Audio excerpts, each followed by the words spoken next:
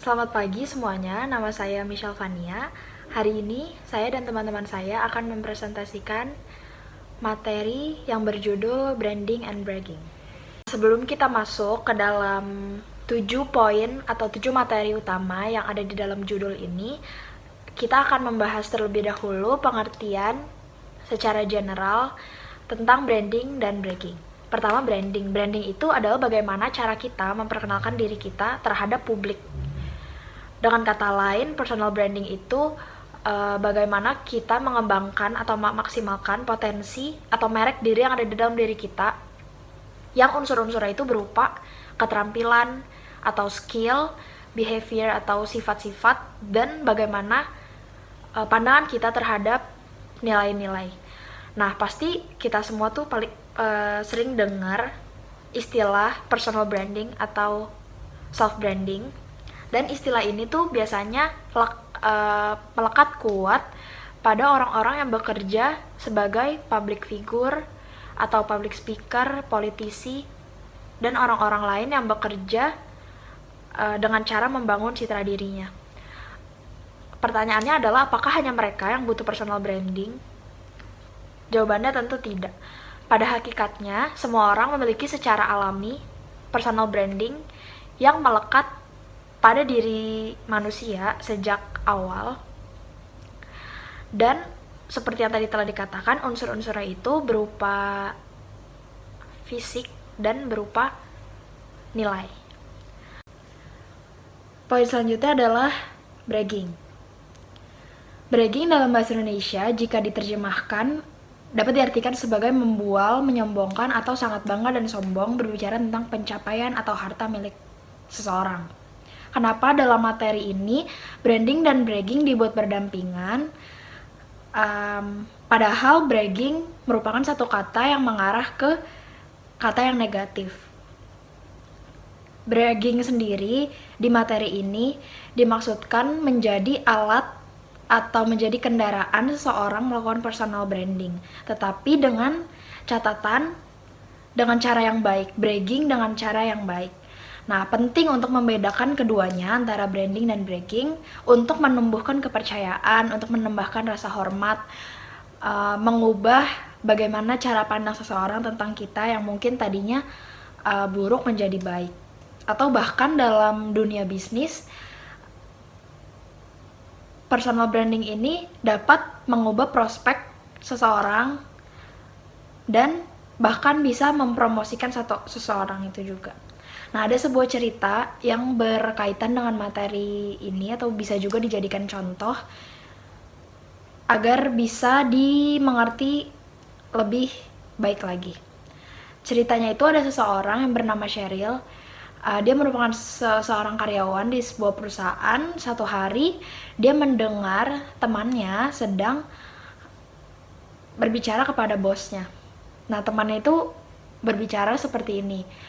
Saya senang sekali karena kelompok saya dan saya telah berhasil mencapai target penjualan bulan ini dan mendapatkan goals serta tujuan yang telah direncanakan oleh kelompok atau tim kami. Nah, ketika Cheryl mendengar cerita itu, dia bergumam, dia berpikir Cheryl dan kelompoknya atau dengan timnya sudah melakukan itu atau sudah berhasil mencapai target penjualan di departemennya sendiri selama 13 bulan.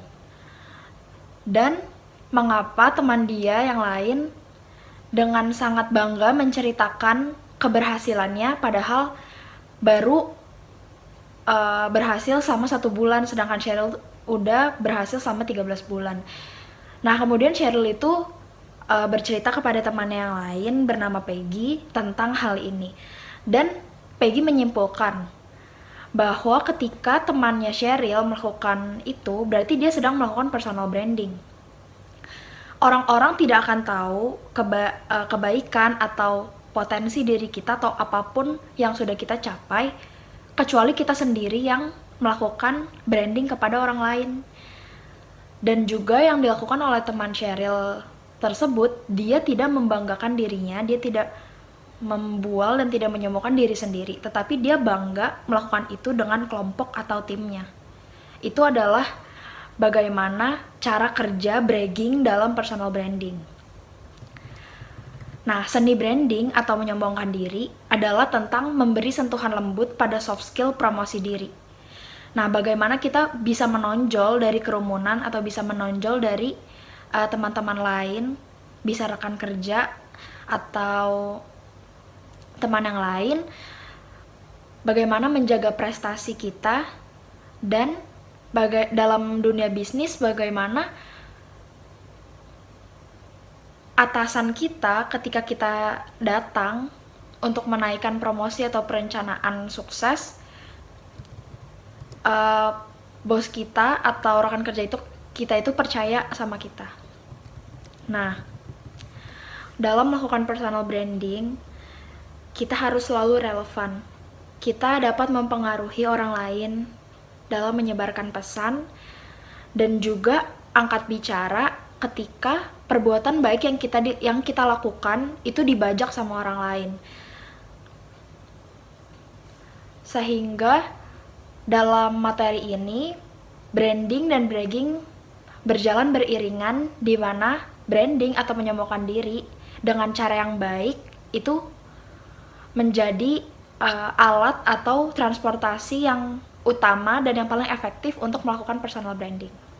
Pada slide kali ini akan dijelaskan tentang how to differentiate branding and bragging. Nah, karena sebelumnya bragging dijelaskan dengan konotasi yang bisa dibilang negatif, dengan arti menyombongkan diri atau membual, tetapi dalam branding dan bragging di materi ini kita harus tahu bagaimana membedakan kedua hal ini supaya bragging bisa dijalankan dengan baik, supaya bisa membantu personal branding itu sendiri. Nah, bragging itu pertama, bragging adalah ketika kita mengatakan kepada orang lain bahwa kita adalah orang yang menyenangkan. Kita mengklaim bahwa kita adalah orang yang menyenangkan dan lucu di depan orang lain dengan kata-kata. Tetapi branding adalah ketika kita membuat orang lain di sekitar kita bahagia atau tertawa tanpa mengklaim diri kita merupakan orang yang menyenangkan. Kemudian yang kedua, bragging is always about you. Bragging adalah ketika kita selalu berbicara tentang diri kita sendiri. Kita selalu mendeskripsikan diri kita yang baik-baik, tetapi kita tidak menunjukkan yang sebenarnya dari poin-poin yang kita jelaskan. Tetapi branding adalah ketika tanpa harus berbicara banyak, kita membuktikan hasilnya kepada orang lain sehingga orang lain tahu sebenarnya bagaimana diri kita atau bagaimana potensi kita. Dan yang ketiga adalah bragging akan selalu dimulai dengan kata saya. Seperti misalnya, saya meningkatkan penjualan sebesar 85%. Tetapi padahal sebenarnya di balik itu orang-orang yang berperan dalam kenaikan penjualan itu bukan hanya diri saya. Nah, branding itu akan muncul ketika orang tersebut menggunakan kata kami atau tim kami. Seperti yang dilakukan temannya Sheryl di cerita sebelumnya. Dia mengatakan, saya sangat senang karena saya dan tim saya telah berhasil mencapai goals atau tujuan yang sudah ditetapkan.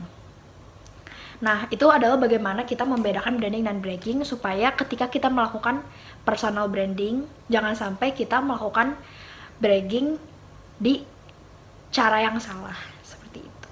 Selanjutnya, ini adalah 7 materi yang akan kami sampaikan dalam presentasi ini, yang masing-masing akan disampaikan oleh satu persatu dari tim kelompok kami.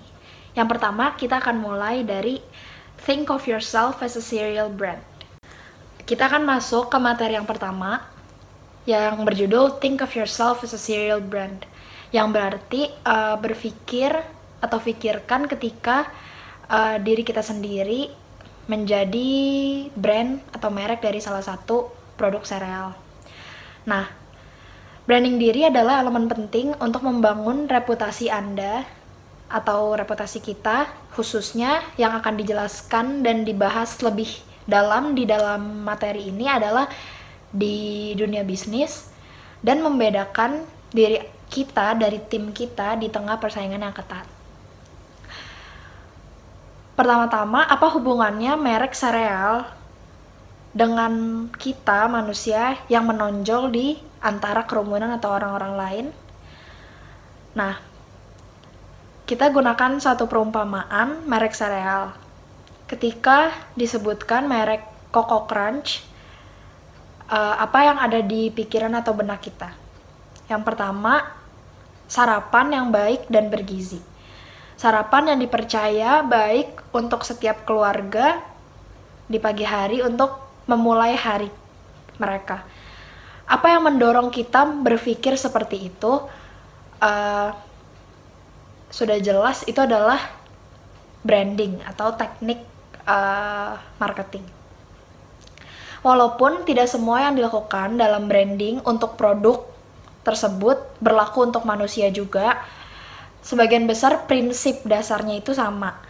Nah, perbedaannya adalah bahwa alih-alih menyoroti sereal dan produk-produk lain, produknya itu adalah kita sendiri.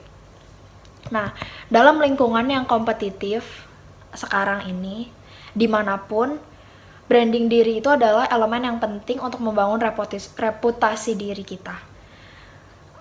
Di dunia bisnis, itu penting untuk membedakan diri kita dari tim lain. Ini adalah bagaimana kita bisa menyampaikan nilai-nilai inti yang ada di dalam diri kita, menyoroti bakat, dan memberikan yang terbaik kepada entah itu bos atau rekan kerja dan juga klien. Dan yang pasti, semua orang di sekitar kita akan membentuk opini merek diri kita sendiri setiap hari. Jadi, kita harus memikirkan baik-baik apa yang akan kita inginkan untuk orang lain rasakan tentang brand diri kita. Tidak seperti merek sereal atau produk lain, kita tidak memiliki departemen pemasaran atau anggaran iklan untuk kampanye kita. Dan kita perlu melakukan beberapa pendekatan yang disebut dengan pendekatan do it yourself. Pada slide sebelumnya kan telah dijelaskan tentang pendekatan do it yourself. Nah, sebenarnya apa sih pendekatan do it yourself? Itu merupakan langkah untuk menciptakan kesadaran merek diri. Nah, ada beberapa langkah. Yang pertama, kita mulai bagaimana kita bisa melakukan personal branding apabila kita tidak mengetahui apa merek diri kita. Maka dari itu kita harus melakukan langkah-langkah ini. Nah, di langkah pertama ada beberapa hal yang harus kita identifikasi. Misalnya, apa 3 nilai inti yang ada dalam diri kita, seperti kreativitas, kejujuran, dan tanggung jawab. Kemudian, apa 3 karakteristik utama yang mencerminkan keahlian kita. Misalnya, kita ahli di bidang finansial, dan kita berpengalaman di bidang tertentu, atau kita memiliki jaringan yang luas di industri.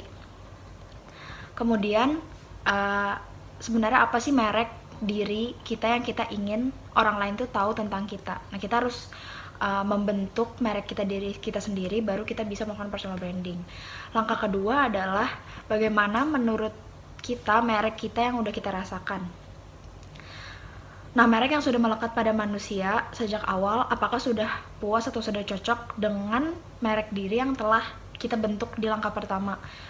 Jadi harus ada penyesuaian merek diri kita.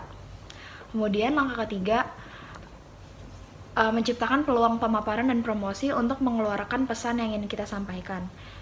Di langkah ketiga ini, ada beberapa saran yang mungkin membantu memperkuat hubungan kita dengan target personal branding kita. Contohnya, khususnya dalam bidang bisnis, kita harus melakukan perkuatan hubungan dan melakukan pendekatan dengan rekan kerja atau klien atau bahkan bos kita. Kemudian kita harus memastikan bahwa orang-orang penting yang terlibat dalam pekerjaan kita mengetahui apa yang kita kerjakan. Misalkan kita sedang membuat satu proyek, kita harus menginformasikan hal tersebut kepada orang-orang yang berpengaruh. Kemudian yang ketiga, kita harus aktif dalam organisasi sehingga kita dapat memperkenalkan diri kita kepada orang lain.